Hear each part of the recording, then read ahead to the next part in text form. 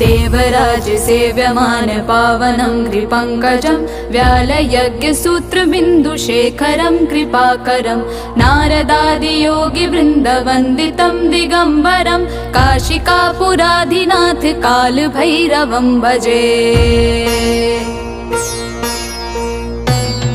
भानुकोटिभास्वरं भवाब्धितारकं परं नीलकण्ठमीप्सितार्थदायकं त्रिलोचनं कालकालमम्बुजाक्षमक्षिशूलमक्षरं